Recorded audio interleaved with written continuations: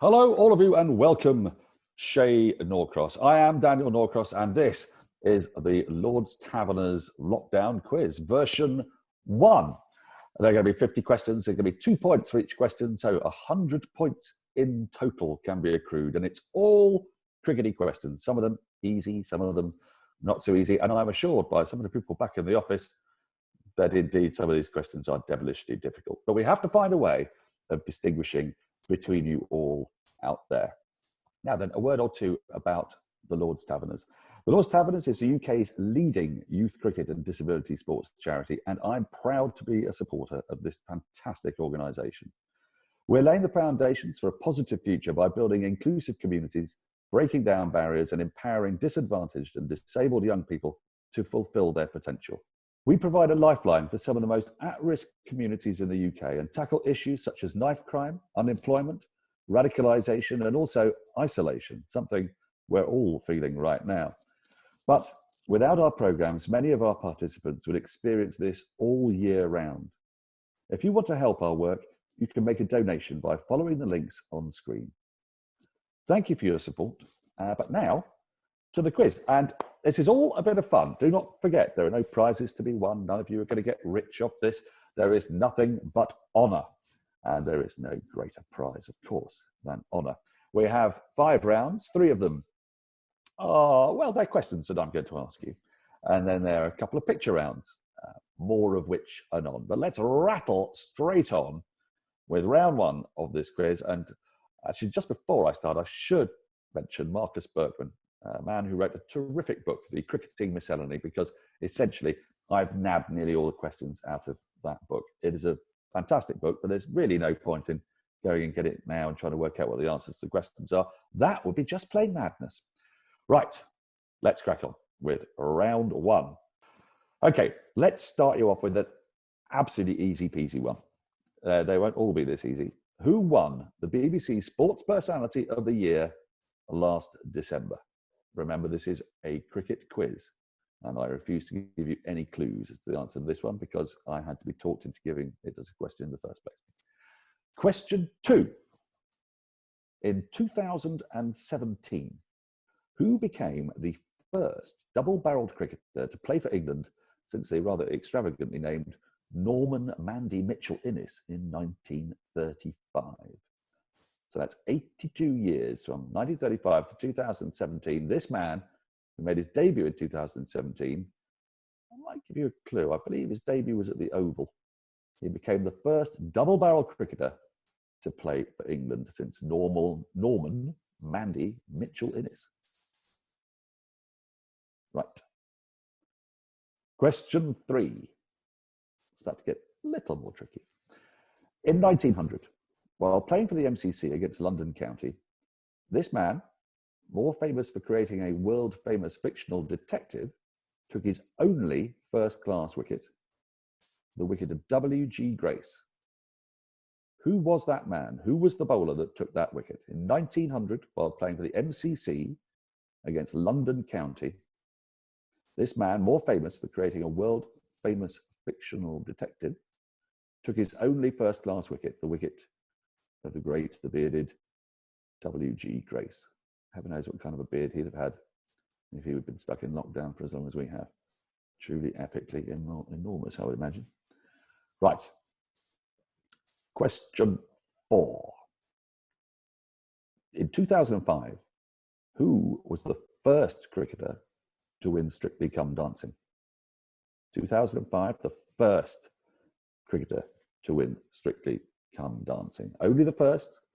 Cricketers shine a lot on Strictly Come Dancing. I want the first one, not the second one, or any imagined subsequent ones.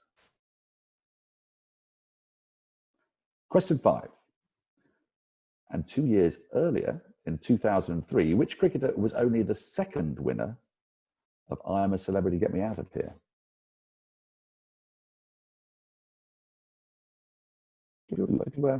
A man I would have worked with a fair bit. So in 2003, which cricketer was only the second winner of I'm a Celebrity, Get Me Out of Here? Question 6. Don Bradman is the only Australian batsman to score 100 centuries in first-class cricket? Viv Richards is the only West Indian. Who is the only Pakistani? So at 100 first-class hundreds, Don Bradman is the only Australian batsman to score 100 hundreds in first-class cricket. Viv Richards is the only West Indian. Who is the only Pakistani? Let's move on. Question 7.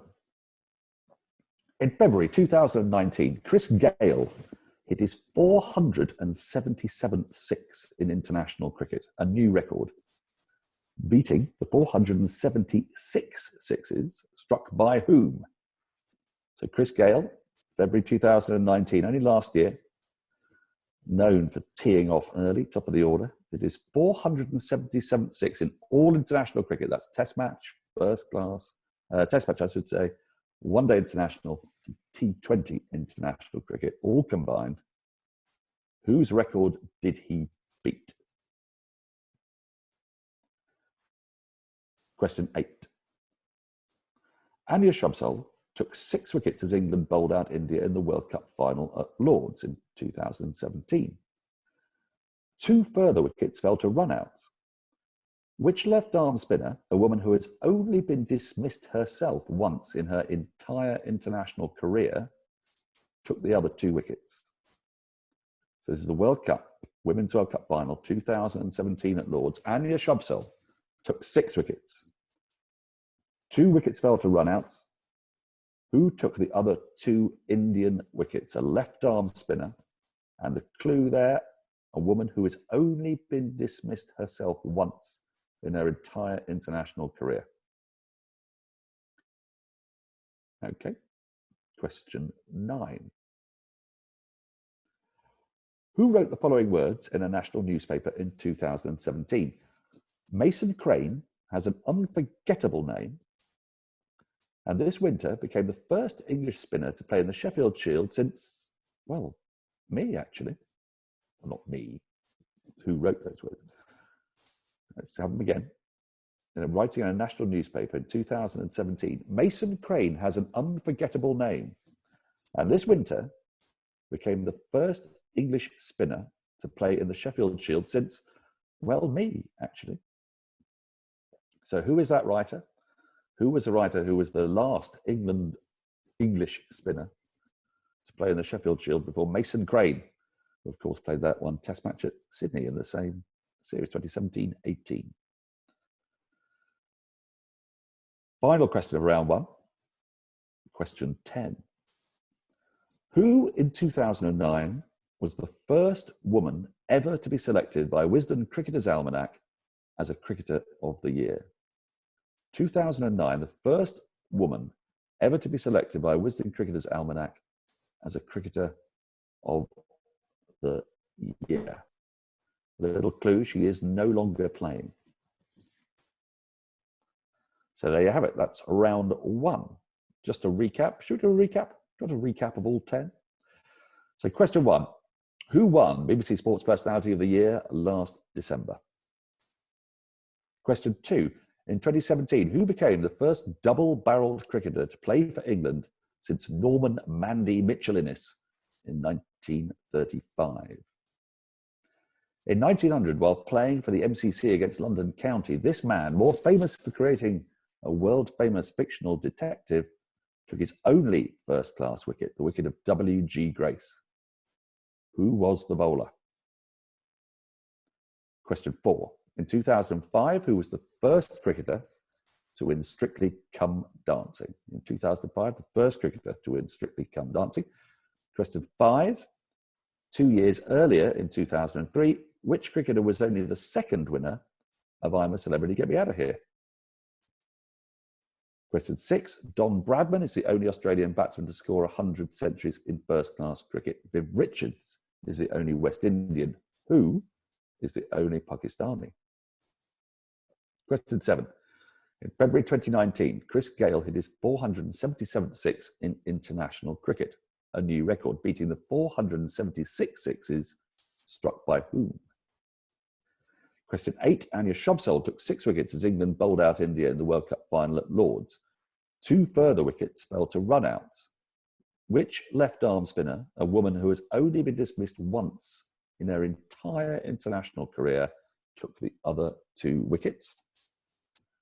Question 9, who wrote the following words in a national newspaper in 2017? Mason Crane has an unforgettable name, and this winter became the first English spinner to play in the Sheffield Shield since, well, me actually. Another clue, it's another person who works quite closely with me on occasion. Usually very disparaging towards me, with good reason. And question 10, the last question in round 1. Who in 2009 was the first woman ever to be selected by Wisden Cricketers' Almanac as a Cricketer of the Year? Right, take a note of all your 10 answers. And now we will move on serenely to question 2, which is a picture round. We're going to show you silhouette figures of 10 bowling actions. 10 bowlers in their bowling actions in silhouette. So what we wanted to do is identify the cricketer from their bowling action. As they come up on screen, we'll leave them on the screen for around about 5 minutes for you to peruse. If you're struggling, you can't get them all done, might be an idea just to take a picture of the screen and keep working your way through them as the other questions come cascading in around about 5 minutes from now. So what you're going to do is identify the bowler from the 10 silhouettes that you can see on screen now.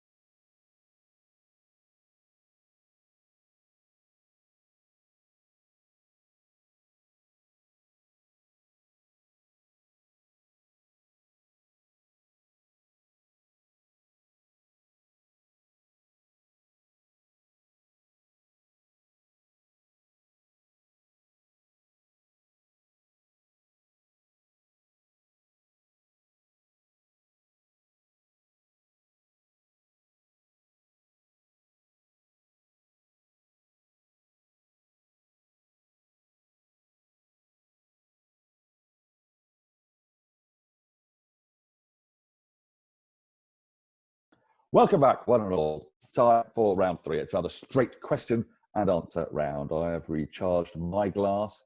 I dare say you may have recharged your glass. It's the sort of thing I find myself doing, perhaps more than strictly speaking healthy during lockdown, but you know, got to be done.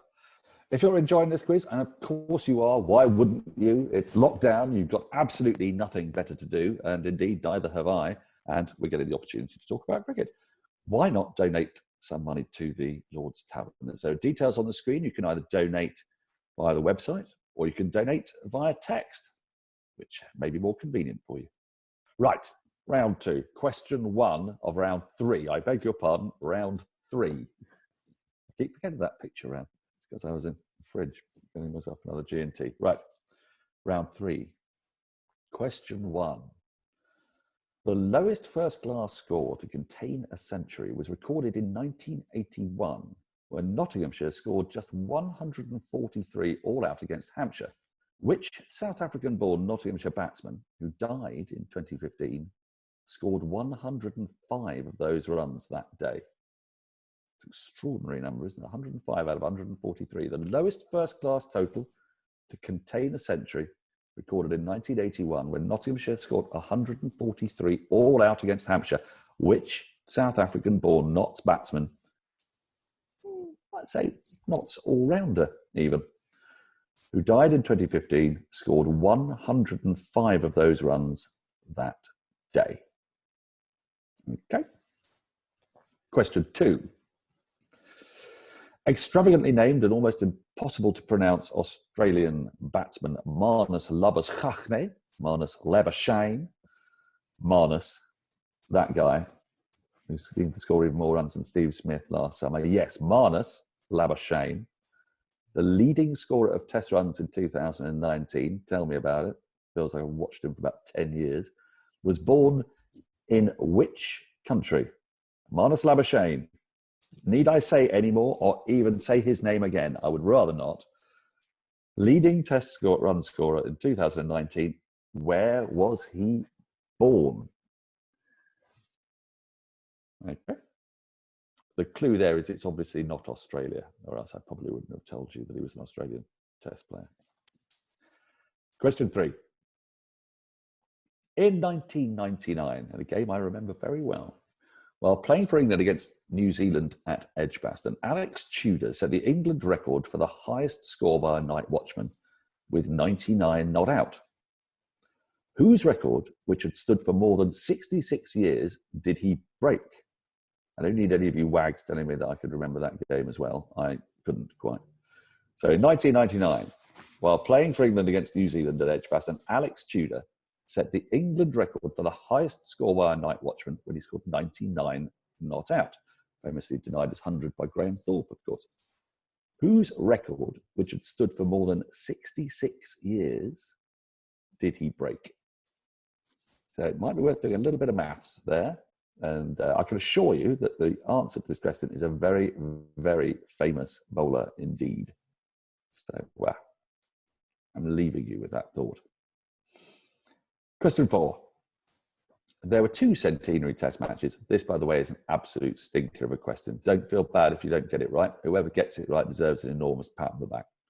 But I like it, and I've put it in because it is really hard.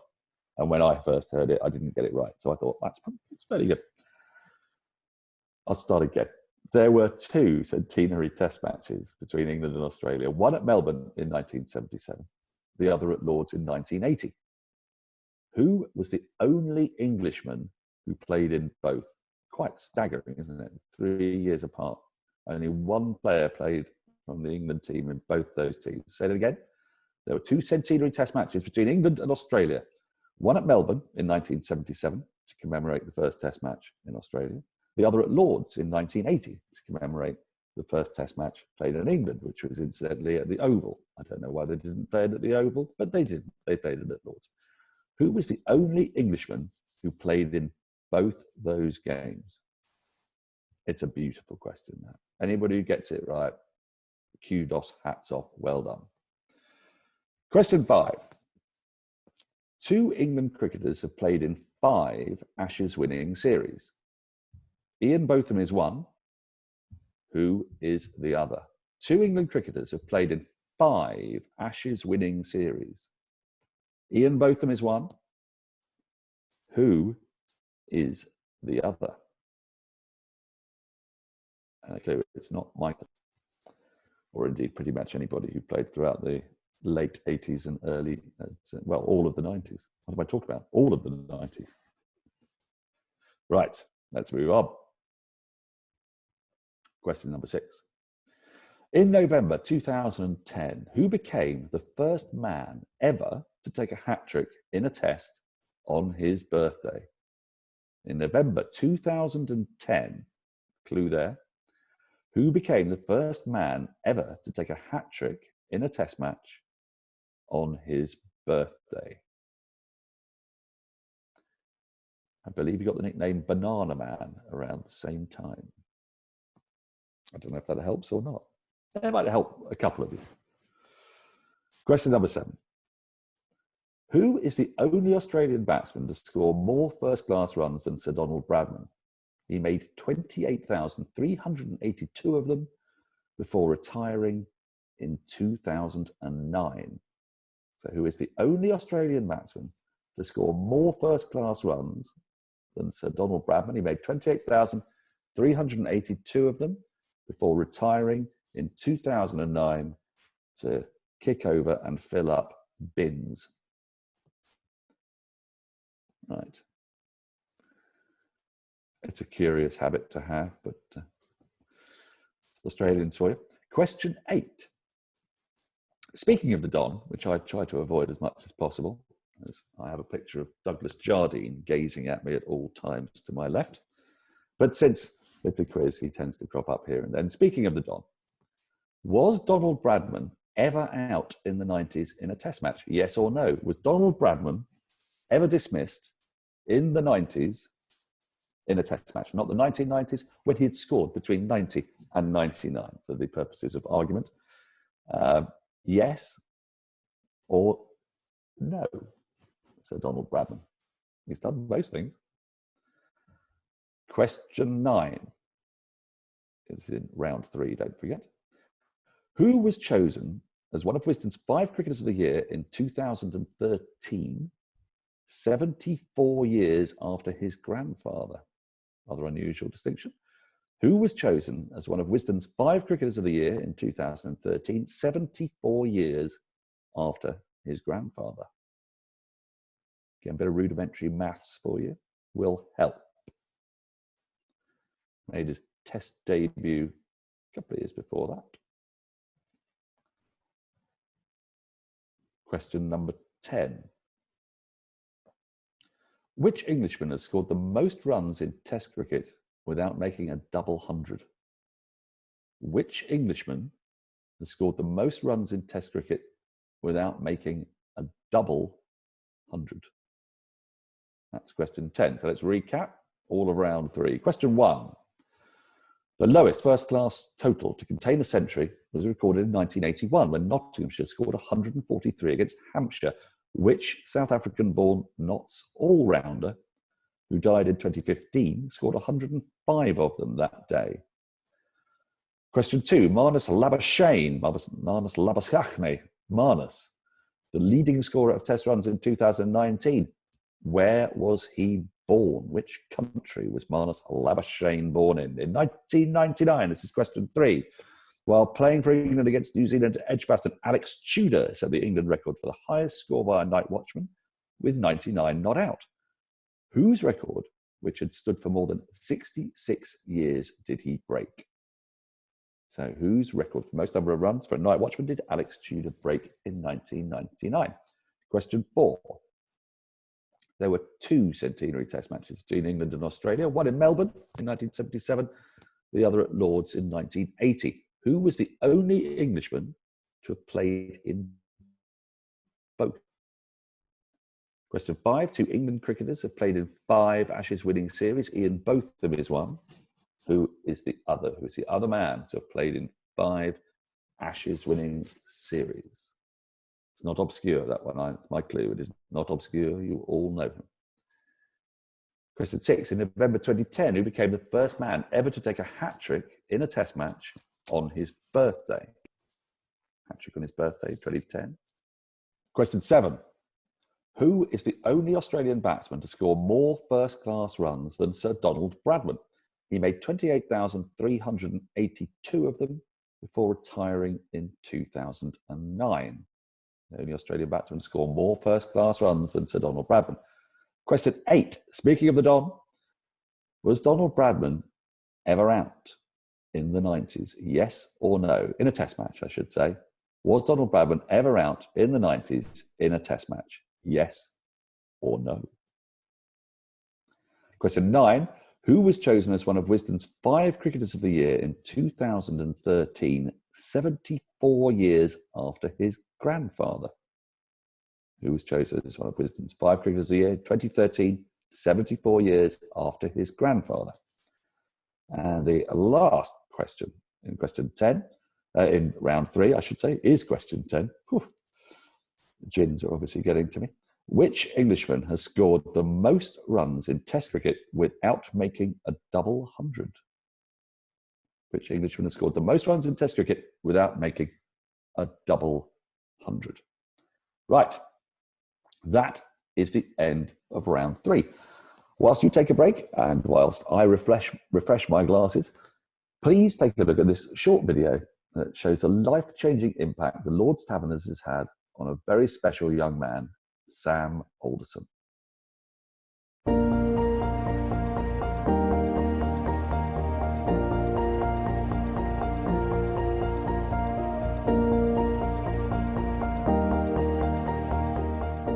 Before cricket, I didn't really do much. I've always wanted to work and wanted to make my mum and dad proud.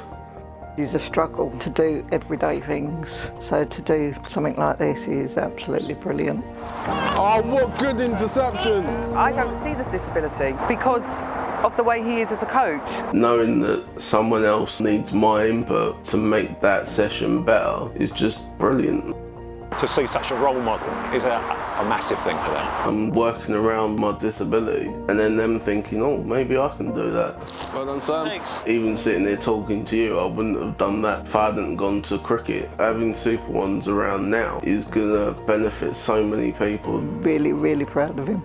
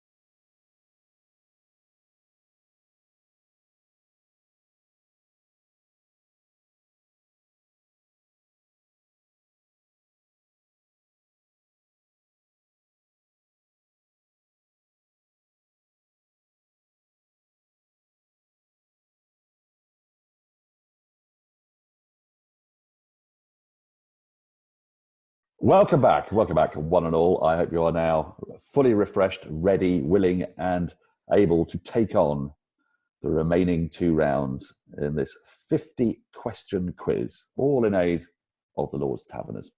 We've had 2 written rounds. We've had, of course, our silhouette round, which some of you may still be working on, those bowling actions. Next, coming up, is another picture round. And what we're going to show you is a mashup of 4 cricketers in one face. I always tend to think that all of these mashups look like Marnus Labuschagne, but I assure you, it isn't just Marnus Labuschagne. It is 4 different cricketers from forehead down to chin, brilliantly put together by my producer, as Ronnie Corbett would have said, slightly differently from that. And what I want you to do is to identify those 4 cricketers that are there. And then we're going to show you as well 6 pictures of world test match venues. What I want from you is the common name of the ground, and the city in which you find it. Because don't forget, there's 2 points for every question. This is just giving yourself a bit of leeway. If you get half an answer right, you can give yourself a point instead of giving yourself no points. In this instance, it's very much 1 point for the name of the ground and 1 point for the city in which you find that ground. So you beaver away on that, and we'll keep those pictures up there for a little while.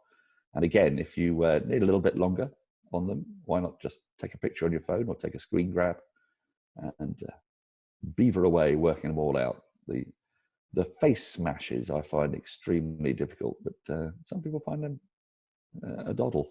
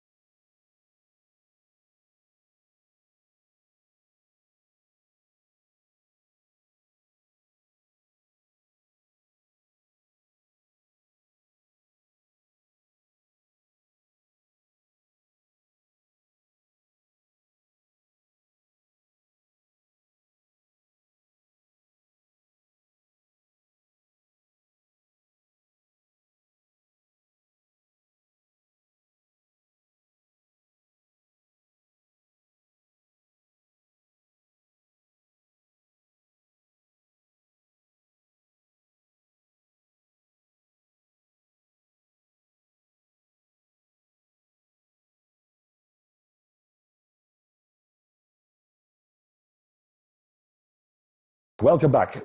Home stretch is nearly upon us now. It is round 5, the 5th and final round. 10 more questions, occasional fiendish one, but these are all within the scope of your considerable brains, I would think.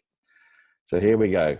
20 points up for grabs, 10 questions. Question 1 of round 5. In 200-year history, the Eton versus Harrow cricket match, there has only ever been one hat-trick. Who, more famous now as a commentator, was its third victim? In the 200-year history of the Eton Harrow cricket match, there has only ever been one hat-trick. Who, more famous now as a commentator, was its third victim? Your clue there might be that he's either an Etonian or an Arovian, this chap, and he's a famous cricket commentator.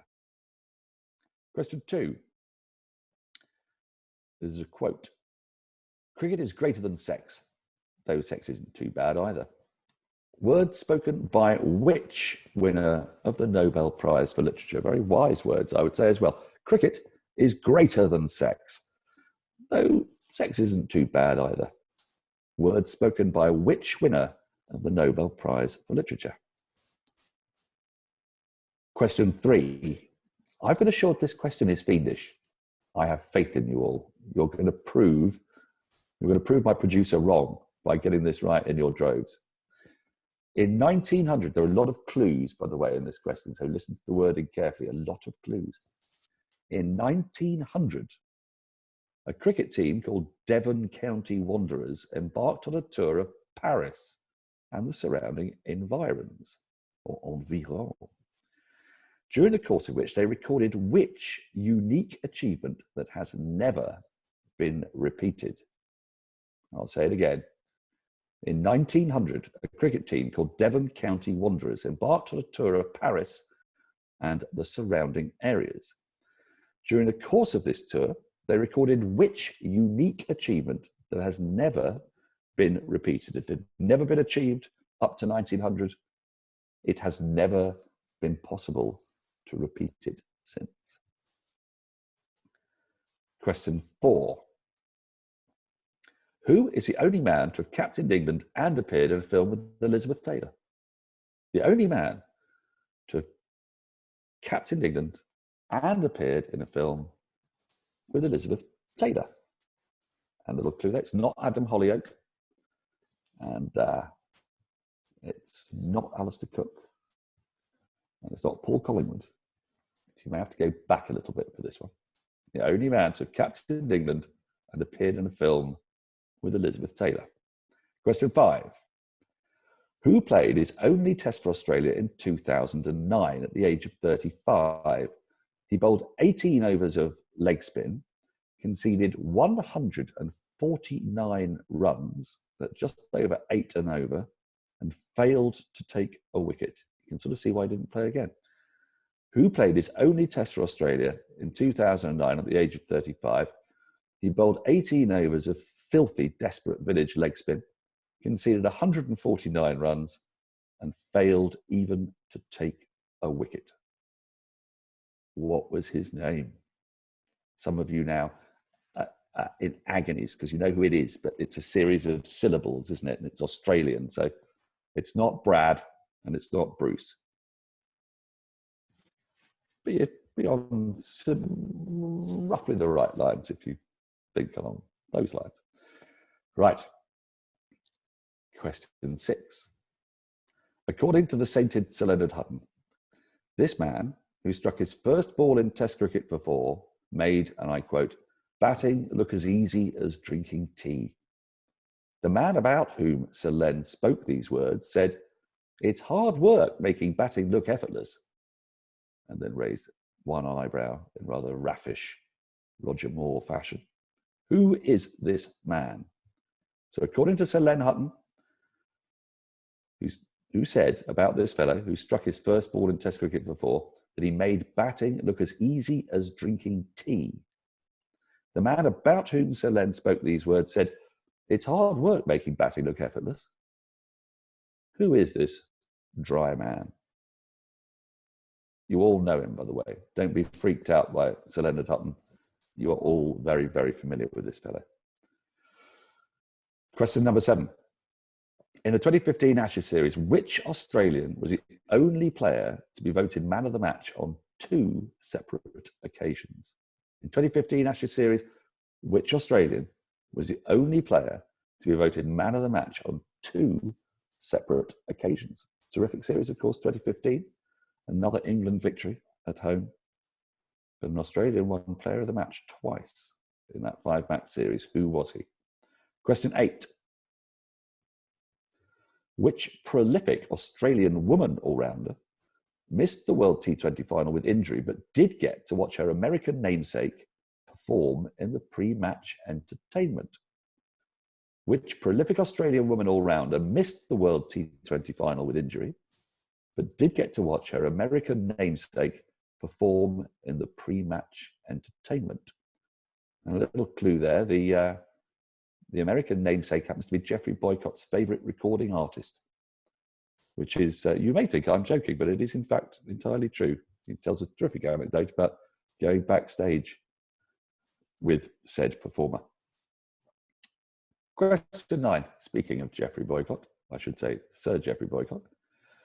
Sir Jeffrey Boycott never lets us forget, he certainly doesn't, that he scored his 100th 100 at Headingley against Australia in 1977. He was the second person to reach 100 hundreds that year, which Surrey batsman had done it earlier that season in a county match against Derbyshire, I believe. So Jeffrey Boycott scored his 100th 100 at Headingley against Australia in 1977. He was the second person to reach 100 hundreds that year, which Surrey batsman beat him to it in a county match. And question 10, last question of the quiz. Pencils ready. While at Cambridge University, this Essex and England all-rounder was an extra in the film Chariots of Fire. He ended up with a first-class batting average of 28.26, which isn't so unusual, but he also ended up with a bowling average of 28.26. Does that even make him an all-rounder? I wonder. Such problematic existential questions. My question to you is, who is he? So while at Cambridge University, this Essex and England all-rounder was an extra in the film Chariots of Fire. He ended up with a first-class batting average of 28.26, but also a bowling average of 28.26. Who is he? Right, so let's recap the 10 questions in round 5, the last 10 questions of this Lord's Taverners quiz.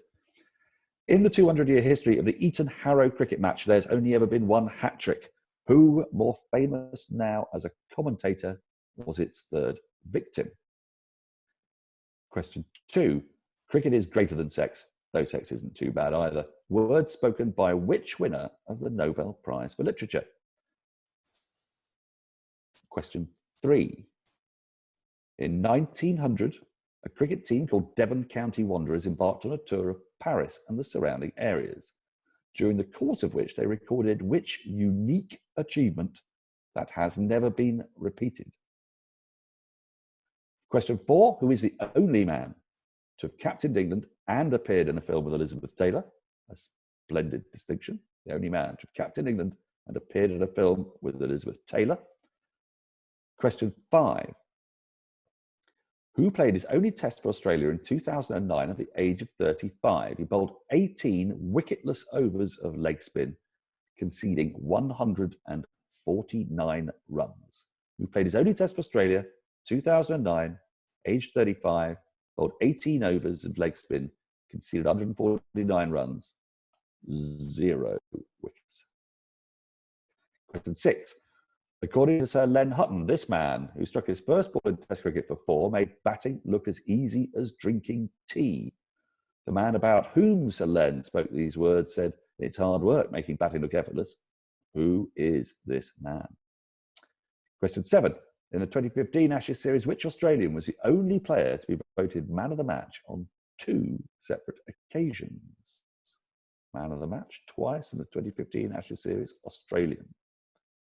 Question 8. Which prolific Australian woman all-rounder missed the World T20 final with injury, but did get to watch her American namesake perform in the pre-match entertainment? Question 9. Jeffrey Boycott never lets us forget that he scored his 100th 100 at Headingley against Australia in 1977. He was the second person to reach 100 hundreds that year. Which Surrey batsman had done it earlier that season in a county match? And finally, question 10. While at Cambridge University, this Essex and England all-rounder was an extra in the film Chariots of Fire. He ended up with a first-class batting average of 28.26. He also had a bowling average of 28.26. Who is he? Right, that's it. The marathon. It's nearly done. All 5 rounds, 50 questions, scribbling away your answers. You may not have got them all yet, but fear not. There'll be a little bit of time before we have the answers, but don't forget, this is all being done in aid of a truly exceptional charity, the Lord's Taverners. For the next few minutes, I'd urge you to sit back and just take a look at this film that showcases some of the remarkable work that this charity does with disabled and disadvantaged children across the UK.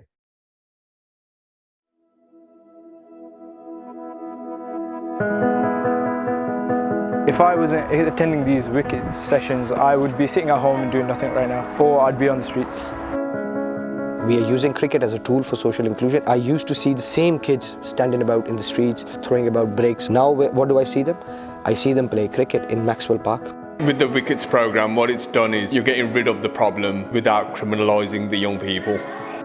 He come out of his shell, he can now interact with others, and I see a lot of confidence in him. It's nice to know that you do have a voice and you can try and change things. We have children here with severe autism. We also have children here with profound and multiple and complex needs. For our kids to see that actually they can be independent, they can get outside the school gates. Without the minibus, we can't do that. All it's given me is the chance to compete in sport, which is something I've always wanted to do, and I never really thought I might get the chance to do. It just gives you that concentration and those friends that you can spend time with. Disability sport is amazing at bringing people together. It almost makes you grateful that you've got the disability. Yes! If somebody had said to me 2 years ago, you will see Riley playing cricket, I have today.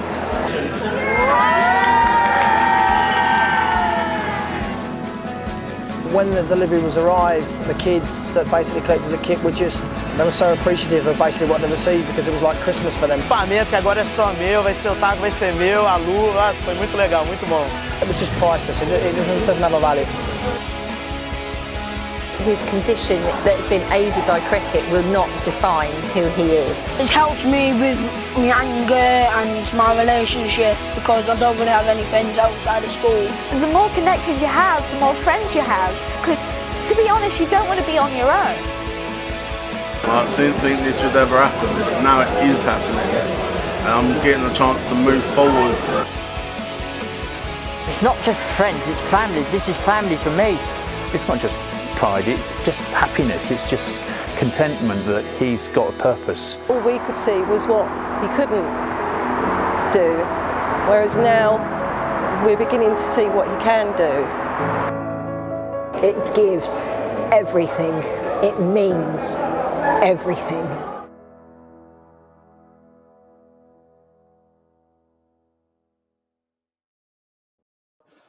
Yes, it's answer time. I hope you enjoyed that film, showcasing all the marvellous stuff that the Lord's Taverners does. This is a quiz in aid of the Lord's Taverners. I know it's a very difficult time with lockdown. It isn't easy, and there's a lot of demands on your, well, on your pocket, really.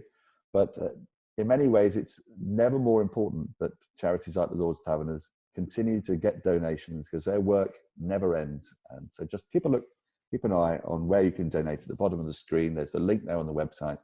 And if you could text donations, well, if that's easier, that'd be terrific. But without further ado, I know you're all gagging to know, having been put through this horror and this misery by me. I should have brought my mortarboard, but I'm not sure it would work on top of the headphones. So you're just going to have me as I am in my Lord's Taverners waistcoat, which you may or may not have spotted. So here we go. Answers to round one. Who was that BBC Sports Personality of the Year? Well, I think we all knew, didn't we? It was the one, the only, the man to whom 2019 belonged. It was, of course, Benjamin Stokes. We will accept Ben Stokes. We will probably accept Sir Ben Stokes if you were so minded to write that down. Question 2. Who was the first double-barreled player since Mandy Mitchell-Innes all those years ago? Well, of course, it was Toby Rowland Jones, who had an absolutely astonishing debut. He picked up one of the fastest fifers, I believe. Question 3. Who was that man who took W.G. Grace's wicket? Better known in another field, of course, for creating that fictional detective. Well, it was Arthur Conan Doyle. His only first-class wicket, W.G. Grace. Not bad. Who's that first cricketer to win Strictly Come Dancing? Well, you may have thought it was Mark Ramprakash. If you did, you would be wrong. I might award 1 point for Mark Ramprakash on the basis that he was a cricketer. He won it the following year. The man who won back in 2005 was, of course, TalkSport's very own Darren Gough. And who, question 5, won I'm a Celebrity, Get Me Out of Here 2 years earlier? Well, it was my sparring partner on Test Match Special, the team captain, or one of the team captains, of course, in Question of Sport, the truly fabulous Bill Tufnell. That's question 5. Question 6, a bit of a tricky one. Viv Richards, the only West Indian to get 100 hundreds. Donald Bradman, the only Australian to get 100 hundreds. Who was the only Pakistani? 2 points for Zahir Abbas. I'm not sure I'm going to give you 1 point for Mohammed Abbas. That would be absolutely bang out of order. But you may think to yourself, it's somebody Abbas. Mark yourself as you see fit. Question 7. Whose record of sixes in international cricket did Chris Gayle beat when he hit his 477th six back in 2019? Well, of course, it was Boom Boom Shahid Afridi, the man who eats cricket balls for fun, who scored that 135 odd balls when he was only 16, 17 years old, burst onto the scene. 476 sixes for Shahid Afridi. That was the record that Chris Gayle broke. Question 8. The woman cricketer who took the only 2 wickets that didn't fall to Anya Shrubsole or to runouts in the Women's World Cup final of 2017, who incidentally has also only been dismissed once in her entire international cricket career. Another colleague on Test Match Special, I have to say, the very vivacious, the very bubbly. Check out her podcast if you can, the No Balls podcast with Kate Gross, of course. It is the quite lunatic Alex Hartley. Alex Hartley.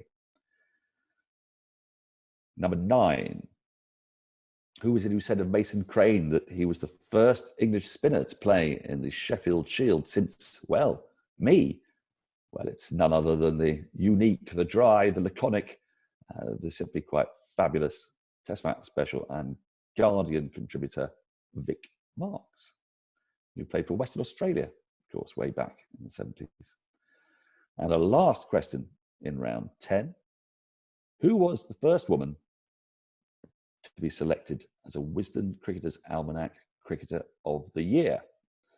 Now then, you have to be honest with yourself here because there are 2 people with this name. Did you get the spelling right? The answer is Claire Taylor. 2 points if you wrote C-L-A-I-R-E Taylor. 1 point, and Naughty Boy Nets if you wrote C-L-A-R-E Taylor. So Claire Taylor with an I is the answer you're looking for.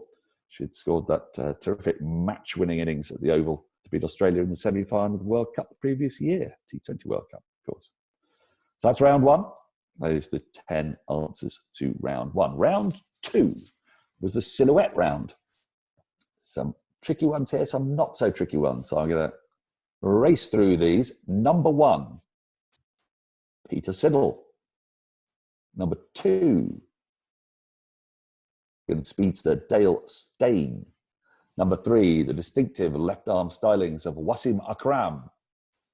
Number 4, perhaps this one's for the older gentleman, I don't know, but very distinct nonetheless, Jeff Tomo Thompson. Number 5, England's leading wicket taker and the leading wicket taker among all seamers of all time. Yes, none other than star of Taylander's podcast, James or Jimmy Anderson. Both are acceptable. Number 6, singing bleach blonde surfer dude Australian. No, not Shane Warne. The other one, the man who produced a couple of records, I think, and they were true dreadful. Very fine fellow, Brett Lee. Number 7, another superb contributor to TMS, tall man. I saw him at the World Cup, this fellow, last year, as the West Indies were being given a terrible, terrible time out on the pitch.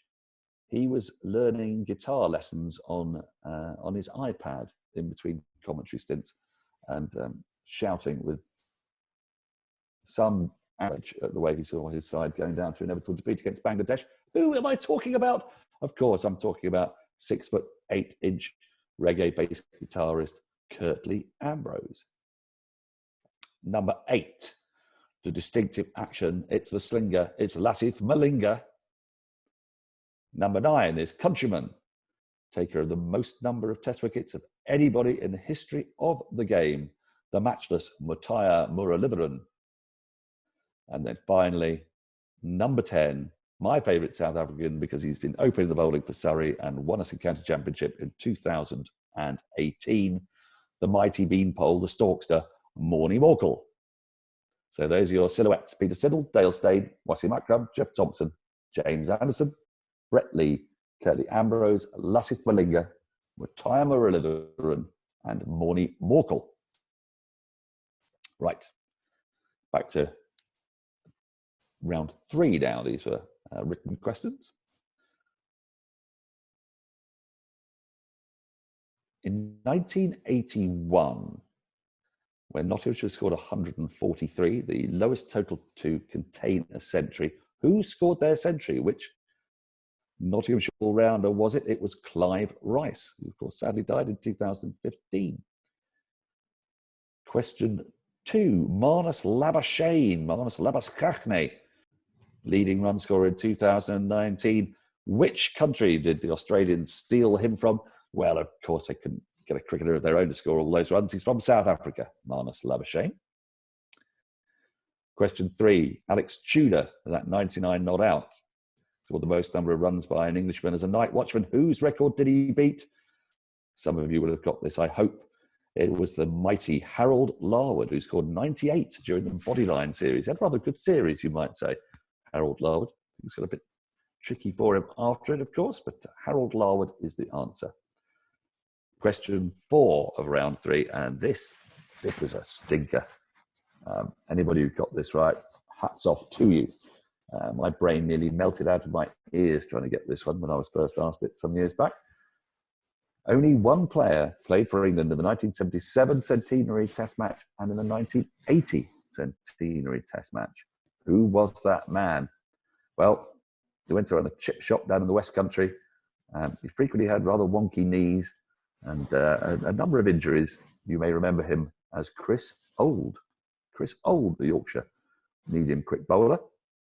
The only man, apart from Ian Botham, to have appeared in 5 Ashes winning teams for England is, I hope you've got this one, Ian Bell.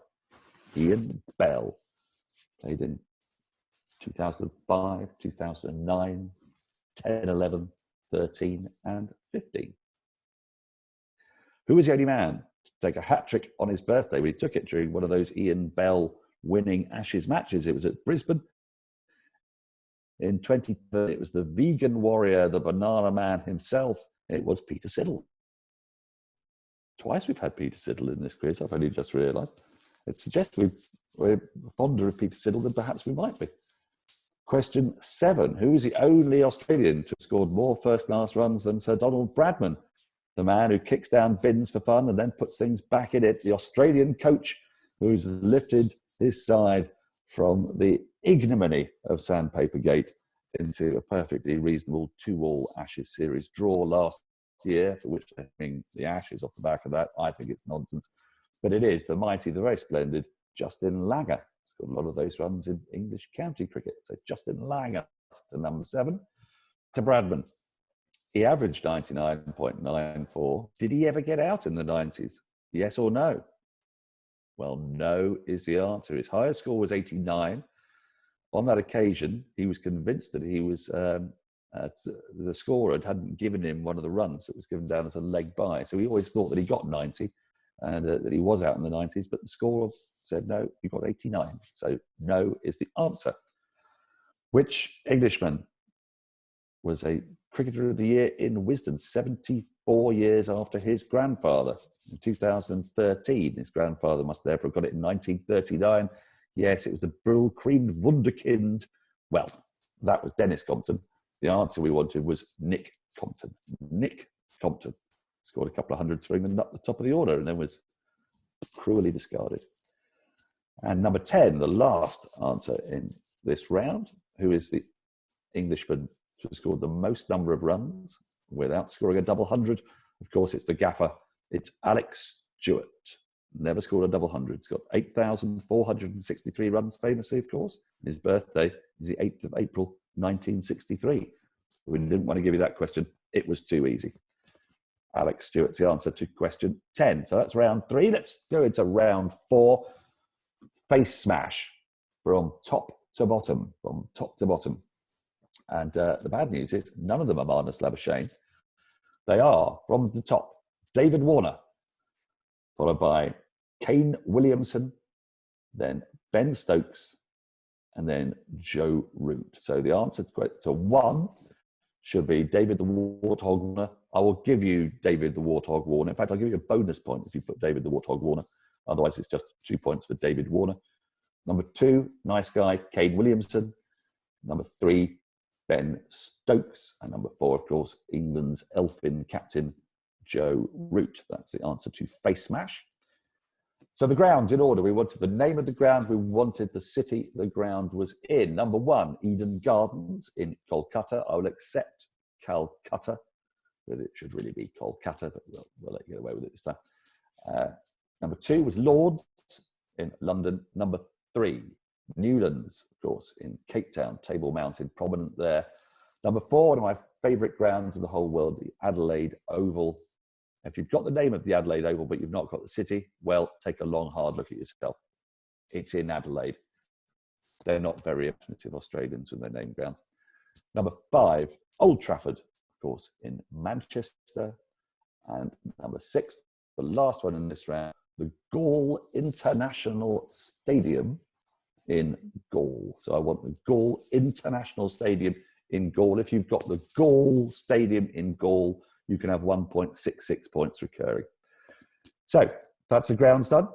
Let's move on then to the answers to round 5, the 5th and final round. Who was that commentator who was the third victim of the hat-trick in the Eton v Harrow match, the only hat-trick in its 200-year history? Well, of course, it's my dear old thing. It's Henry Blofeld. 1 point for Blofeld. He needs to be distinguished from the Bond villain. So Henry Blofeld for the full 2 points. He was indeed out for a first baller in the Eton Harrow match. Which Nobel Prize winner for literature said cricket is greater than sex, though sex isn't too bad either? Well, it was the mighty Harold Pinter, big lover of cricket, and of course the founding meeting of the Lord's Taverners took place in the Harold Pinter Theatre. So there are a number of clues there for the very eagle-eyed. Question 3. This one that I was told was very fiendish. Let's see how well you got on. In 1900, that cricket team called the Devon County Wanderers pulled off the unique feat of becoming Olympic champions. They were the only Olympic champions. They went straight through to the final. They didn't even know they were playing in the Olympic final. They didn't even know that the Olympics was on in all probability. But they won the Olympics in 1900, and cricket has never been in the Olympic Games since. So they won the Olympic gold medal for cricket, is what I'm looking for as your answer. Who was that England captain, the only England captain to star in a film with Elizabeth Taylor? He started the Hollywood Cricket Club. He was a bit of a dandy back in the day. It's C. Aubrey Smith. Slightly obscure, but a nice little factoid, I thought. Who was the hapless Australian who went for 149 runs in 18 overs, didn't take a wicket, wasn't called Brad? No. Wasn't called Bruce? No. Wasn't called McGill either. He was a composite of them all. He was Bryce McGain. Bryce McGain. Question 6. About whom was Len Hutton talking when he said that he made batting look as easy as drinking tea? And the man himself said, it's hard work making batting look effortless. Well, who else could it be but that insouciant wonder and a big supporter of the Lord's Taverners, of course, comes on many a tour with us, the mighty, the great Sir David Gower. He's not knighted, is he? He should be. David Gower. If you put Sir in there, I'll allow it on the basis that it should happen. Which Australian in the 2015 Ashes series, despite everything, despite being beaten by England, was the only player to have won the man of the match twice? Well, if it's not Marnus Labuschagne, it's got to be the other one, hasn't it? It's Steve Smith. Steve Smith scoring mountains of runs as ever. Back to Australians. Which prolific Australian woman all-rounder? This is question 8. Missed the World T20 final with injury. Did get to perform with her American namesake, Jeffrey Boycott's favourite live performer. It's Elise Perry, of course. Elise Perry. If you want to be really strict with yourself, make sure you spell Elise right. They do spell it so many different ways. It's 2 L's, 1 S with a Y. It's very complicated. The penultimate question. Jeffrey Boycott goes on about going that 100th at Headingley in 1977, which Surrey batsman beat him to it. It's the nuggety left-hander. He did it in a county match against Derbyshire in 1977. John Edrich is the answer. John Edrich. And finally, the 10th and final question of this round, the 50th and final question of our quiz. Who was that Cambridge University man who appeared as an extra in the film Chariots of Fire and ended up with a batting average exactly the same as his bowling average? Well, of course, it's Derek Pringle. Derek Pringle. So there you have it. 50 questions, 100 marks. Mark it yourself.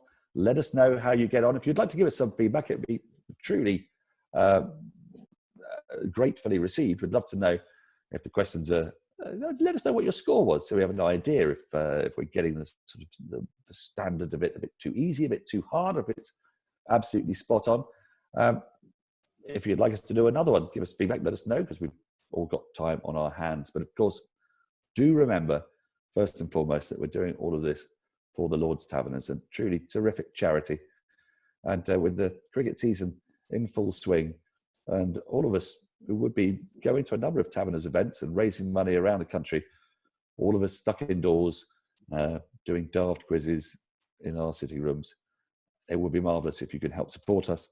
You can follow the link below if you'd like to donate online, or if you'd like to text us. Thank you very much for joining us. It's been a pure joy and a pleasure. I'm going to go and recharge my gin and tonic. It's looking a little bit meagre and limp. And then I'm going to have a few words with Douglas Jardine. I'm not sure you believe that he's on my wall, but I'm going to show him to you just in case you don't believe me. You see Douglas Jardine sitting there looking at us very wisely. And it's what keeps me sane during these crazy times. Thank you very much for joining us. Let's do it all again sometime. Until next time, all the best.